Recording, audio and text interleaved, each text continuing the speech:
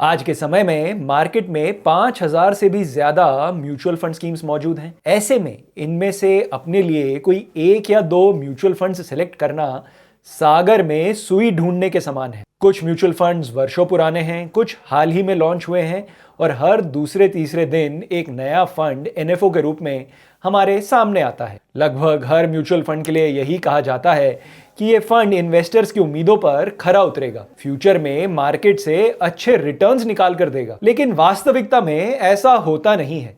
ऐसे में कई इन्वेस्टर्स फंस जाते हैं, अपने पोर्टफोलियो से सही रिटर्न्स निकाल नहीं पाते हैं। अब ऐसे में सवाल सामने आता है कि आखिर वो कौन से पैरामीटर्स हैं जिनके आधार पर हमें किसी भी म्यूचुअल फंड को अपने पोर्टफोलियो में शामिल करना चाहिए, जिसके बाद हमें पछतावे का एहसास ना हो। इसलिए आज हम इस वीडियो में ऐसे कुछ खास पैरामीटर्स को विस्तार से बताने वाले हैं जिससे आपको फ्यूचर में म्यूचुअल फंड सेलेक्ट करते समय कोई दिक्कत ना हो। तो वीडियो को एंड तक जरूर देखें। नमस्कार, मैं हूं मनीष तनेजा और आप देख रहे हैं जेड फंड्स। जेड फंड्स, जहां आप कर सकते हैं डेली एसआईपी। जी हां, जब हम कमाते रोज हैं, खर्चते रोज हैं, बचाते रोज हैं, तो क्यों ना रोज निवेश करें।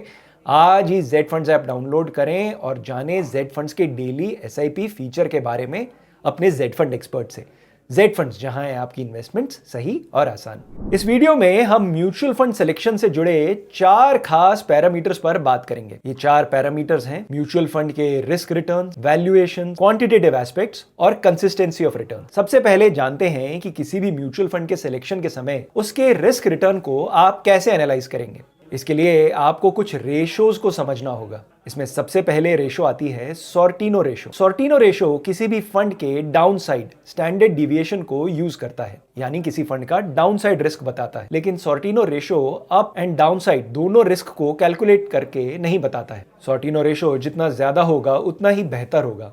अगर आप मार्केट में डाउनफॉल के समय में भी लो रिस्क के साथ अच्छे और बेहतर रिटर्न्स की परफॉर्मेंस चाहते हैं तो आपको इस पैरामीटर पर ध्यान देना हो। अगर किसी फंड का सॉर्टिनो रेशो कम है लेकिन उस फंड ने हाई रिटर्न्स डिलीवर किए हैं तो इसका मतलब है कि उस फंड में वॉलेटिलिटी बहुत ज्यादा है।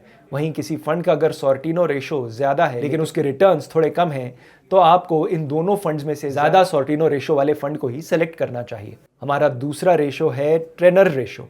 इसका मतलब है कि फंड ने कितना रिस्क लेकर कितना रिवॉर्ड जनरेट किया है, यानी एक यूनिट का रिस्क लेकर कितना एक्स्ट्रा रिटर्न जनरेट किया है। एक यूनिट पर जितना कम रिस्क लेकर एक्स्ट्रा रिटर्न जनरेट किया जाएगा उतना ही बेहतर होगा।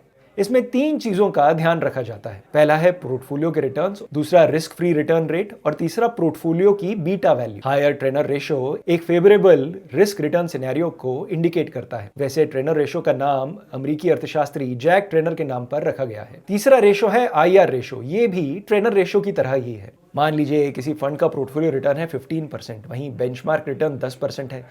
इसमें ट्रैकिंग एरर 5% है। इस स्थिति में आईआर रेशो 1 होगा। इसका मतलब है कि फंड मैनेजर्स बेंचमार्क के ऊपर प्रत्येक 1% अतिरिक्त जोखिम लेने पर 1% का अतिरिक्त रिटर्न प्राप्त। चौथा रेशो है कैप्चर रेशो। इसमें फंड की पास्ट परफॉर्मेंस को उसके बेंचमार्क के मुकाबले कंपेयर किया जाता है कि फंड ने बेंचमार्क से कितना कम या ज्यादा रिटर्न दिया है। इस रेशो के जरिए फंड मैनेजर की योग्यता को भी परखा जाता है। वैसे किसी फंड का कैप्चर रेशो जितना पॉजिटिव होगा उतना ही बढ़िया है। ध्यान आपको ये रखना है कि ये रेशो नेगेटिव में ना हो। ये तो रही रिस्क रिटर्न की बात। अब आपको किसी भी म्यूचुअल फंड को वैल्यूएशन के पैरामीटर पर सेलेक्ट करते किन चीजों का ध्यान रखना चाहिए इस बारे में बताते हैं। इसमें सबसे पहले आपको पी रेशो को ध्यान में रखना चाहिए कि म्यूचुअल फंड स्कीम का पीई कितना है। पीई का मतलब है price to earnings ratio. Stock market में लिस्टेड किसी भी कंपनी की वैल्यूएशन को इस रेशो से जांचा परखा जाता है। इसे आप वैल्यू इन्वेस्टिंग का एक एस्पेक्ट मान सकते हैं। एग्जाम्पल के लिए अगर किसी कंपनी का पी रेशो 10 है तो इसका मतलब है कि इन्वेस्टर्स उस कंपनी से फ्यूचर में 1 रुपए की अर्निंग के लिए वर्तमान में इसके लिए 10 रुपए पे कर रहे हैं। किसी कंपनी का प्राइस टू अर्निंग्स रेशो जितना ज्यादा है कंपनी उतनी ही महंगी, और अगर किसी कंपनी का प्राइस टू अर्निंग्स रेशो कम है तो इसका मतलब है कंपनी का स्टॉक सस्ता है। किसी म्यूचुअल फंड के पोर्टफोलियो में शामिल सभी कंपनीज के पी का एवरेज म्यूचुअल फंड का पी कहलाता है। अगर किसी म्यूचुअल फंड का पी रेशो ज्यादा है तो इसका मतलब है कि फंड मैनेजर्स हाई ग्रोथ वाली कंपनीज में अपने इन्वेस्टमेंट्स कर रहे हैं। म्यूचुअल फंड की वैल्यूएशन को चेक करने का अगला रेशो है पीबी रेशो। पीबी यानी प्राइस टू बुक रेशो। किसी भी कंपनी के करंट वैल्यू का कंपैरिजन उसके पर शेयर बुक वैल्यू से किया जाता है। यानी इस रेशो के माध्यम से हम किसी कंपनी का शेयर प्राइस बाजार के मुकाबले उसकी बुक वैल्यू से कंपेयर करते हैं। बाजार में उस कंपनी की शेयर प्राइस क्या है और बुक वैल्यू के हिसाब से उस शेयर का प्राइस क्या है।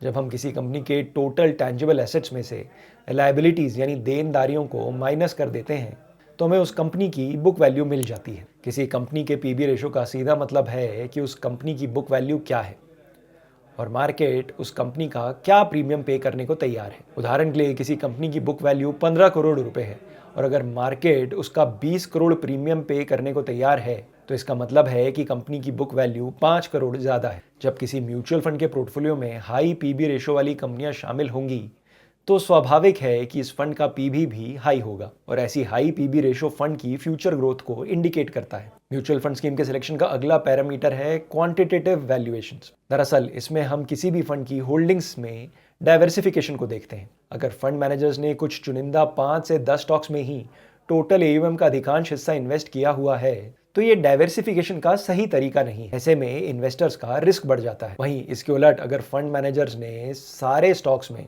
थोड़ी थोड़ी इन्वेस्टमेंट कर रखी है तो इससे भी ओवर डाइवर्सिफिकेशन का खतरा रहता है। चौथा और आखिरी पैरामीटर है कंसिस्टेंसी। अगर कोई म्यूचुअल फंड पिछले 5 सालों से कंसिस्टेंटली पॉजिटिव अल्फा जनरेट कर रहा है तो इसका मतलब है कि फंड इन्वेस्टर्स के लिए अच्छा है। इन सभी फैक्टर्स के अलावा आप किसी कैटेगरी के कुछ अच्छे फंड्स के बीच इन चीज़ों को भी कंपेयर कर सकते हैं, जैसे कि फंड का एक्सपेंस रेशो कितना है, फंड में कितने दिन और परसेंटेज एग्जिट लोड क्या है, उस फंड के फंड मैनेजर्स और एएमसी का पास्ट परफॉर्मेंस कैसा है। अगर म्यूचुअल फंड इन्वेस्टमेंट्स को लेकर आपके मन में है कोई और सवाल तो आज ही जेड फंड्स ऐप डाउनलोड करें, बात करें अपने जेड फंड एक्सपर्ट से। जेड फंड्स, जहां है आपकी इन्वेस्टमेंट्स सही और आसान। Mutual fund investments are subject to market risks. Read all scheme related documents carefully.